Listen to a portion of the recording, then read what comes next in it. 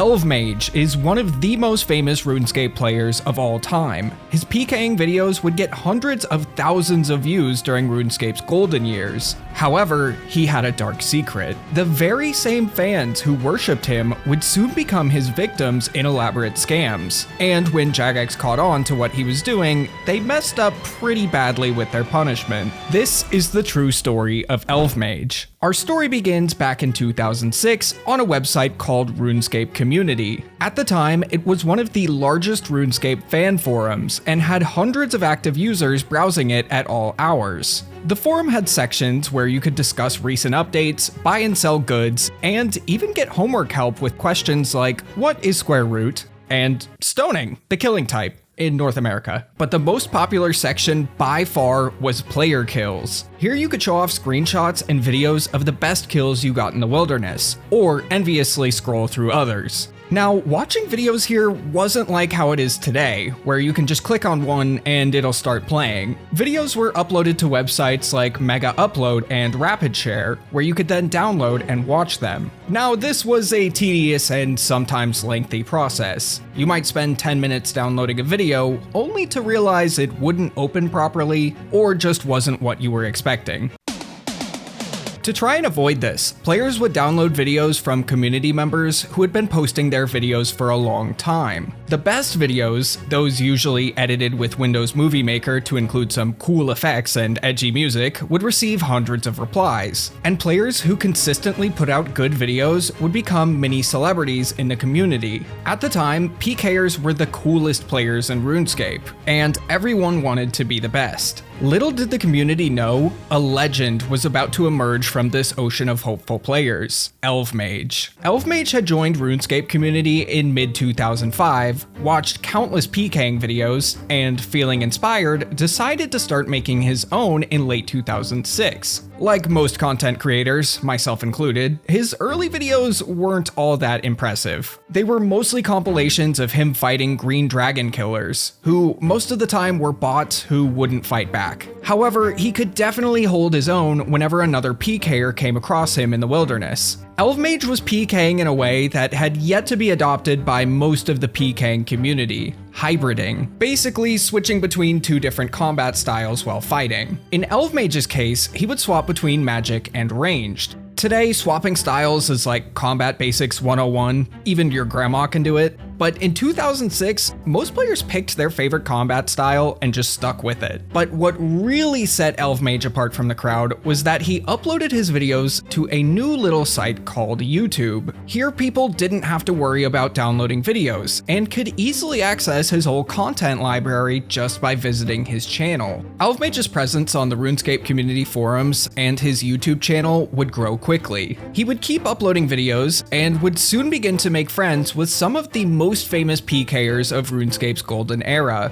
like Bloodhound34 and Kids Range. But the most influential friend he made is probably someone you've never heard of, Fearney86. Fearney was another PKing video creator, but with a much smaller audience. He was mostly known for his PKing team called Live to Lure. This team was, unsurprisingly, based around luring. Luring is the process of tricking another player into going somewhere dangerous and then killing them for their stuff. Elvemage would go on a few trips with Live to Lure, and even featured some of their kills that they got in his videos. However, he didn't disclose that they were lures, but it wouldn't be long before everyone found out. At the time, luring was a very controversial topic. The player base was very split on if it was scummy or not. A Jagex moderator on the game's official forums had said that although luring is against the spirit of the game, it's not against the rules. So lurers were able to trick players into losing all of their stuff without fear of punishment. But it was understandably heavily looked down upon by a large percentage of the player base. The only good thing I can say about luring is that it taught us all a very valuable lesson. Nobody is going to give you 1 billion gold for just taking 3 steps into the wilderness. Especially, and this is important, if their username sounds like it belongs in a Modern Warfare 2 lobby. If you're dealing with XX God Sniper XX, it's already too late. Your bank is just his now. As Elvemage continued to go luring with Live to Lure, he would quickly become close friends with Fearney, and together they would create one of the most impressive PKing videos the community had ever seen. In about a week's time of PKing together, they were able to get multiple Barrows armor pieces, a handful of Dragon Plate legs, and 31 whips. This stuff was the best gear in the game, and they would easily be taking home close to 100 million GP each. As you might have guessed, the majority of these drops were earned by luring unsuspecting players into the wilderness. But this time, they had a new technique: skull tricking. For those that don't know, whenever you're skulled in RuneScape and you die to another player, you lose every item you're carrying instead of getting to keep the most valuable 3. The only ways to become skulled at this time were either by entering the abyss or by attacking another player in the wilderness unprovoked. Skull tricking is exactly what it sounds like. You trick another player into skulling, so when they die, you get all their stuff. Fearney and Elvemage never revealed the skull tricking method they used in this video, but a large number of them have existed throughout RuneScape's history. This video would also mark a big turning point in Elvemage's career. For the first time ever, he would openly tell his viewers that he lured other players to get these kills. Although this would upset a handful of his audience, the majority actually didn't care, and some even encouraged it. They loved seeing the massive loot that Elv was able to get in such a short amount of time. By now, Elvemage was easily the most famous PKer in the game. Almost every video he published would pass 100,000 views just days after uploading them. His name recognition was so large that he was nearly as well known as Zezima. Pretty much everywhere he went in-game, he would be absolutely mobbed. Players would see him somewhere, follow him around spamming his name, and then PM all their friends to come do it too. Even in the wilderness, he couldn't escape. He'd get mobbed there too. As dangerous as it might be following a known lurer into the wilderness, imagine being the guy who killed Elvemage. He was on top of the world, but everything was about to come crashing down.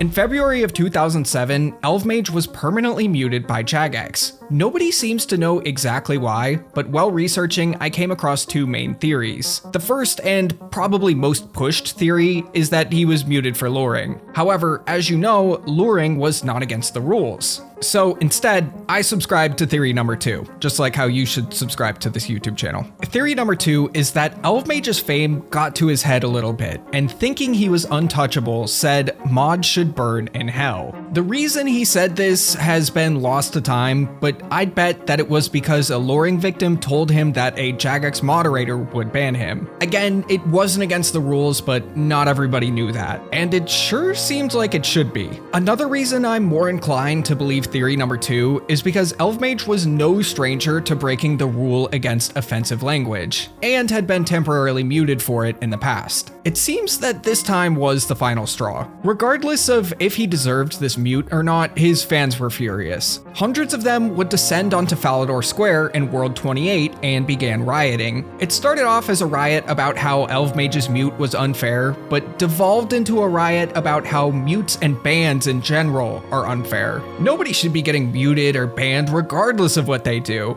And we don't just believe that because we've sat here for hours spamming any sort of expletive that pops into our brains. Now, this riot was actually the 3rd one ever in recorded history, so Jagex didn't exactly know how to handle this type of thing. Instead of the usual tactic of just ignoring it and waiting for it to eventually blow over, Mod John H would log into the game to try and handle things. When he first showed up, the crowd went silent, ready to listen. He said, "Everybody, I've heard your complaints," and in response, Jagex will do nothing. The crowd went feral. The spamming doubled. Bystanders who happened to wander into this riot started begging John for free stuff, and someone was buying full bronze. Mod John H would attempt to respond to real complaints about Jagex's punishment system for about half an hour before giving up and letting player moderators handle the rest. And ultimately, this riot lasted for about 14 hours, and unsurprisingly accomplished nothing. In fact, the rioters may have made things worse.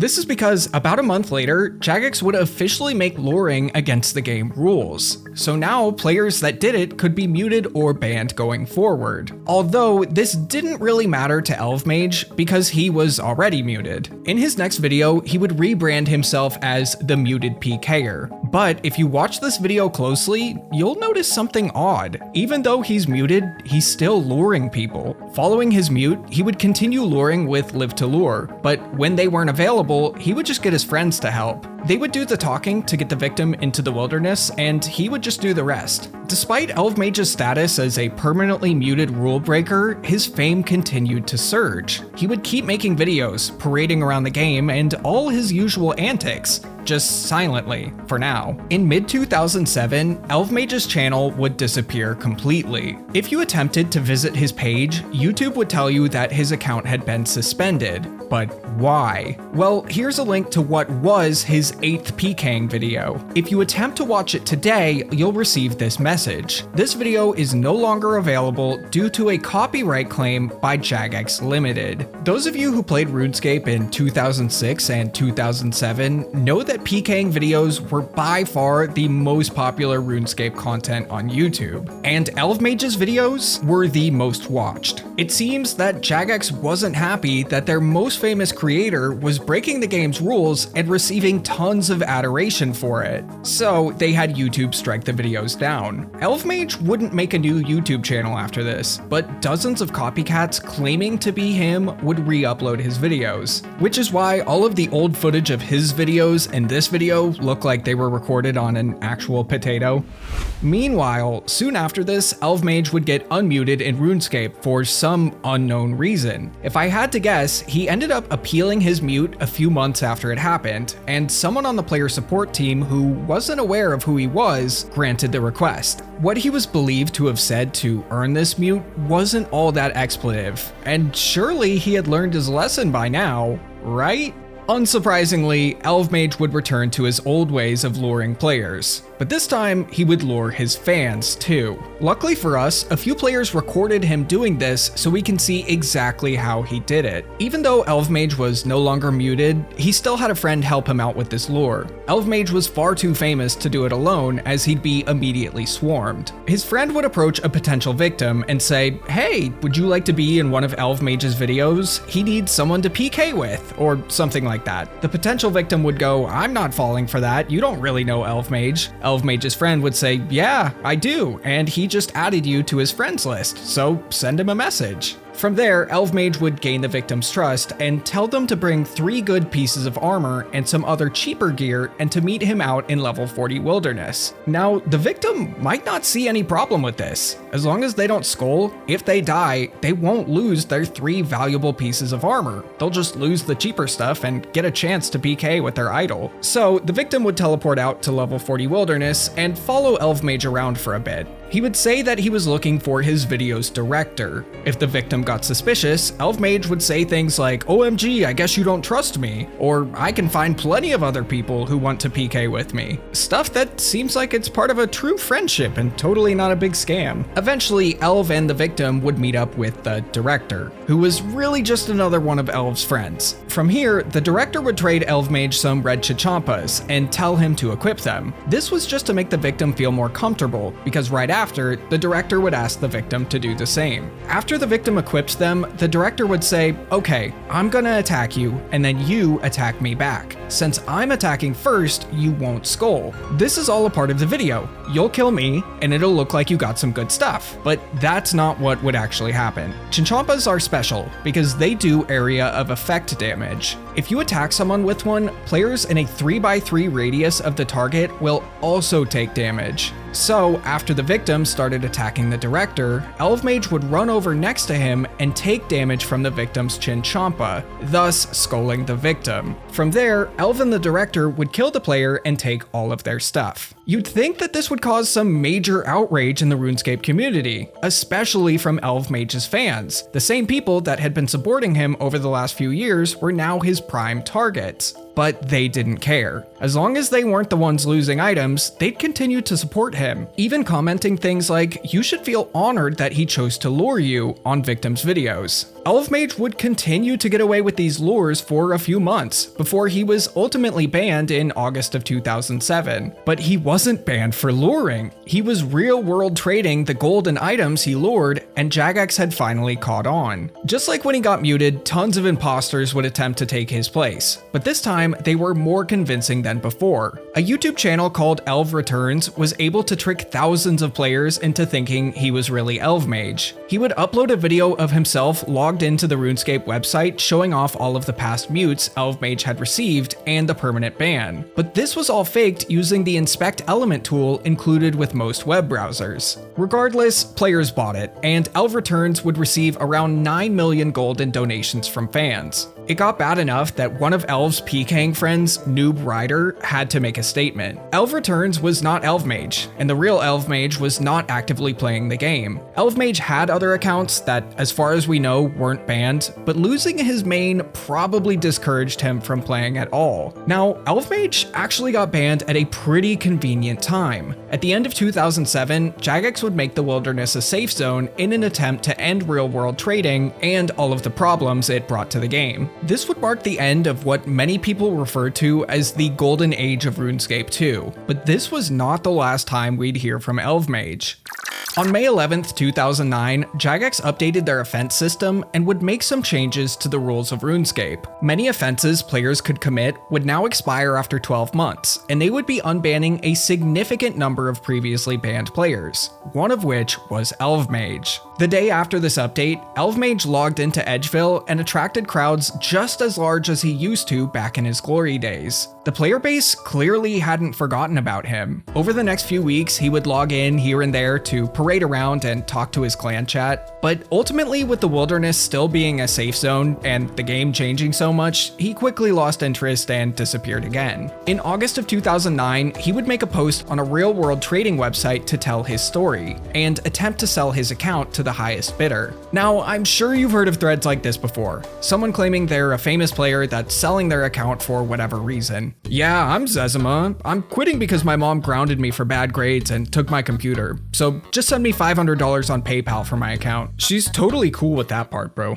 Usually, these are just imposters trying to scam you out of your money. But after reading through this thread, I have zero doubts that this is indeed Elvemage. He provides details that only his closest friends or longtime fans would know, and a site administrator even met up with him in-game to confirm that he did indeed own the account and was telling the truth. Screenshots and a video were also included in the post, but they've since been deleted. They were all hosted on Image Shack, which purged most of its database in 2016. There is genuinely nothing that fills me with more rage than when I stumble across an amazing historical thread, open the pictures, and see this image is no longer available. I would honestly rather get scammed by XX God Sniper XX, and that's really saying something. Ultimately, bids got up to $700 before the thread died. It seemed that Elv had changed his mind on selling the account. Now, this was actually the last time we'd hear from Elvemage directly, but it wouldn't be the last time players would see his name in-game. In July of 2014, Jagex would begin releasing character names from inactive and banned accounts. Seeing as how Elvemage hadn't logged in for years at this point, his name was released and someone else took it. The name was then sold to another player who seems to still be playing old school RuneScape with it today. They're even maxed.